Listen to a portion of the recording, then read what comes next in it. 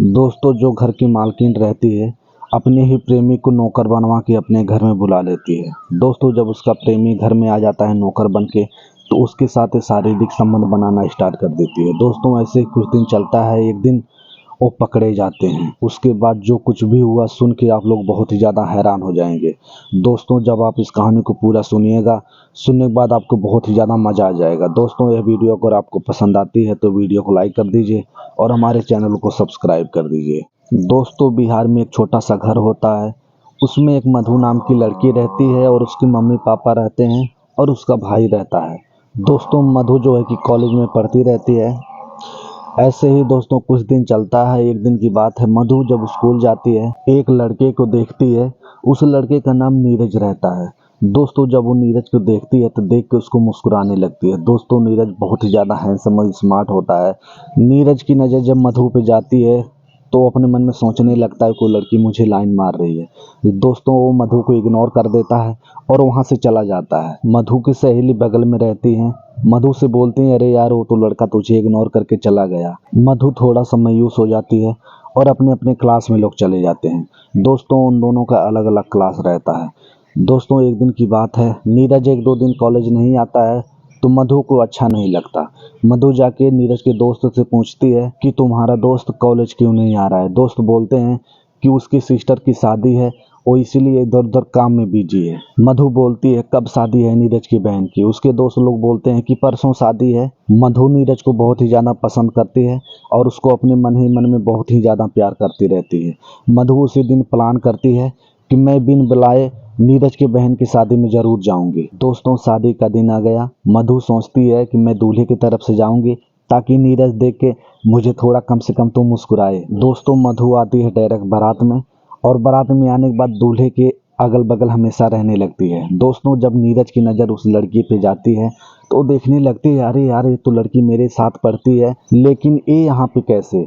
फिर वो सोचने लगता है कि चलो कोई रिश्तेदारी होगी उनकी, इसलिए वो आई होगी। दोस्तों, मधु को पूरा चांस मिल जाता है। नीरज को हाथ मार के बुलाती है तो नीरज उसके पास आता है।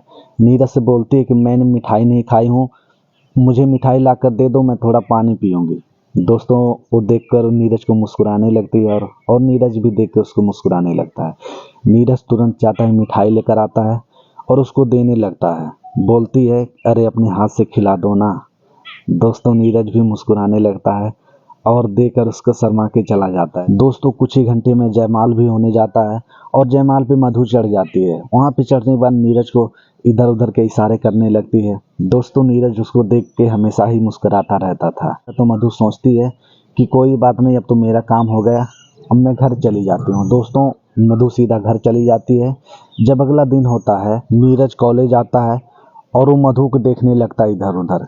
जब मधु दिख जाती है तुरंत उसके पास दौड़ के आता है। बोलता है, तुम रात को मेरी दीदी की शादी में आई थी बारात की तरफ से। तो उस मधु बोलती है कि हाँ, मैं तो आई थी। नीरज बोलता है कि तुम्हारा क्या रिश्ता है मेरे जीजा से। मधु बोलती है, वो मेरे भैया लगते हैं, और क्या रिश्ता है। दोस्तों, नीरज बहुत ही ज़्यादा खुश हो जाता है और उसको मुस्कुरा के देखने लगता है। दोस्तों, ये बात बहुत ही आगे बढ़ जाती है और मधु और नीरज एक दूसरे से बहुत ज़्यादा प्यार करने लगते हैं। दोस्तों, ऐसे ही कुछ दिन चलता रहा। नीरज मधु को देखकर मुस्कुराने लगता है और मधु भी देख के नीरज को मुस्कुराने लगती है। धीरे धीरे बात आगे बढ़ जाती है और धीरे धीरे करके नीरज मधु से प्यार करने लगता है और मधु को तो पहले से ही प्यार रहता है। दोस्तों, ये बात बहुत आगे बढ़ जाती है। ये दोनों चोरी चोरी इधर उधर मिलने भी लगते हैं। एक दिन की बात है, नीरज मधु से चोरी चोरी मिलने जाता है और वहाँ पे मधु के गांव का एक लड़का देख लेता है। दोस्तों, लड़का घर पे जाता है, मधु के घर पे बता देता है। मधु भी जब बाद में जाती है तो मधु से पूछने लगते हैं कि वो लड़का कौन है। दोस्तों, मधु बहुत ज़्यादा घबरा जाती है और सोचने लगती है कि ये बात मेरे घर पे कैसे पता चल गई। दोस्तों, जब ये सब बात हो जाती है तो मधु घर वाले बोलते हैं कि अब मधु की शादी करा देते हैं। दोस्तों, मधु के लिए लड़का लोग देखने लगते हैं। मधु को जब पता चलता है कि मेरे घर वाले मेरे लिए लड़का देख रहे हैं शादी के लिए, तो मधु बोलती है कि मम्मी, मैं उसी लड़की से शादी करूँगी। दोस्तों, मधु की मम्मी जो है कि मधु को बहुत ज़्यादा डांटने लगती है। बोलती है, तुझे हमारी इज्जत का बिल्कुल ख्याल नहीं है। बहुत ज़्यादा डांटने उठने के बाद मधु भी राजी हो जाती है, लेकिन अंदर ही अंदर नीरज से बहुत ही ज़्यादा प्यार करती है। दोस्तों, बाद में एक लड़का पसंद आ जाता है। मधु की उस लड़के से शादी हो जाती है। दोस्तों, शादी के बाद मधु अपने घर पे चली जाती है। घर पे जाने के बाद वहाँ पे अपनी ज़िंदगी जीने लगती है। कुछ दिन जब उसको अकेला महसूस होने लगता है मधु को, तो एक बार नीरज के पास फ़ोन करती है। दोस्तों नीरज के पास जब फ़ोन करती है तो नीरज अचानक पूछने लगता है कि यार मुझे बाद में पता चला कि तुम्हारी शादी हो गई है, लेकिन ये सब इतनी जल्दी और जल्दबाजी में कैसे हुआ। दोस्तों सारी बात जो है कि मधु अपने नीरज से बताती है। सब कुछ बात होने के बाद अब हमेशा बात मधु जो है नीरज से करने लगती है। दोस्तों कुछ दिन ऐसे चलता है। मधु बोलती है यार अगर तुमसे मेरी शादी हुई रहती तो कितनी बढ़िया से ज़िंदगी एंजॉय करते। दोस्तों जो है नीरज भी मधु को बहुत ही ज़्यादा अंदर अंदर चाहने लगा था और उसको बहुत ही ज़्यादा प्यार करता था। दोस्तों ऐसे ही कुछ दिन उनकी बात आगे बढ़ती है। मधु की जिस घर में शादी हुई रहती है दोस्तों, वो बहुत ही बड़े घर के लोग थे, मतलब बहुत ही ज़्यादा अमीर थे। दोस्तों एक दिन की बात है, मधु जो है कि एक प्लान करती है। प्लान करने के बाद बोलती है यार मेरे अंदर एक प्लान है, क्या तुम ऐसा कर लोगे। तो मत तो नीरज बोलता है यार क्यों नहीं, मैं तुम्हारे लिए कुछ भी करने को राजी हूँ। मधु बोलती है काम करो, मेरे घर में नौकर की ज़रूरत है, तुम मेरे घर में नौकर बन के आ जाओ और हम दोनों फिर ऐसे ही इंजॉय करेंगे, किसी को पता नहीं चलेगा। दोस्तों जब ये नीरज सुनता है, सुनने के बाद बहुत ही ज़्यादा खुश हो जाता है और फ़ोन को रख देता है। दोस्तों मधु अपने पति से बोलती है कि इस घर में एक नौकर रख लेते तो ज़्यादा काम काज करने की ज़रूरत नहीं रहती। दोस्तों मधु के पति जो है कि मान जाता है और बोलने लगता है ठीक, लेकिन इधर यार नौकर मिलेंगे कहाँ। मधु बोलती है कि मेरे सहेली के घर जाके काम वाम करता है, उसी से संपर्क करके और वह यहाँ पे भी आ जाया करेगा। मधु का पति राजी हो जाता है, बोलता है ठीक है संपर्क कर लो। वो अपना वहाँ पर ऐसे झूठ में बातचीत कर लेती है और अगले दिन से नीरज अपने मम्मी पापा से बोलता है कि मैं कुछ तैयारी करने के लिए जा रहा हूँ अपने शहर, 10-15 दिन में आ जाऊँगा। नीरज के मम्मी पापा बोलते हैं पढ़ने तो जा ही रहा होगा, कोई बात नहीं। दोस्तों बोल देते हैं कि ठीक है जाओ। नीरज जो है कि चला जाता है और वहाँ पे जाके एक बगल में रूम खोज लेता है। दोस्तों वहाँ से नीरज मधु के घर नौकर बन के जाता है। जब मधु देखती है नीरज को तो देखने के बाद अंदर से बहुत ज़्यादा खुश हो जाती है और मुस्कुराने लगती है। दोस्तों नीरज अपना छोटा मोटा कुछ घर का काम करता है। काम करने के बाद वैसे ही चला जाता है अपने रूम पे। दोस्तों जब रूम पे जाता है तो मधु फ़ोन करती है, बोलती है अरे यार तुम जब घर पे रहते हो तो मुझे तुम्हें देखने के बाद बहुत ही ज़्यादा सुकून मिलता है और बहुत ज़्यादा अच्छा लगता है।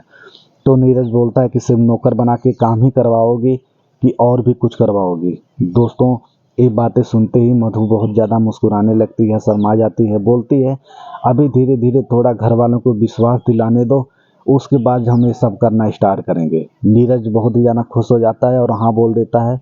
वैसे ही नॉर्मल वो काम करते आता है और चला जाता है। दोस्तों एक दिन की बात है, मधु का जो पति होता है कुछ काम के लिए वो एक हफ्ते के लिए बाहर चला जाता है। मधु जब ये नीरज को बताती है तो नीरज बहुत ही ज़्यादा खुश होता है और आता है। आने के बाद यहाँ पर झाड़ू पोछा लगाता है। जब थोड़ा सा टाइम मिलता है तो मधु नीरज को अपने रूम में बुलाती है और रूम में बुलाने के बाद दोनों लिपट के प्यार करने लगते हैं। दोस्तों वहाँ पे प्यार करते करते एक दूसरे के साथ वो शारीरिक संबंध भी बनाते हैं और नीरज बहुत ही ज़्यादा खुश हो जाता है और शाम हो जाती है, चला जाता है अपने रूम पे। वहाँ पे जाने के बाद मधु जो है कि नीरज के पास फ़ोन करती है, बोलती है आज तो तुम्हारे साथ ये सब करके बहुत मज़ा आ गया, अगर यही पूरा ज़िंदगी करना रहता तो कितना मज़ा आता। दोस्तों ऐसे ही कुछ दिन चलता है।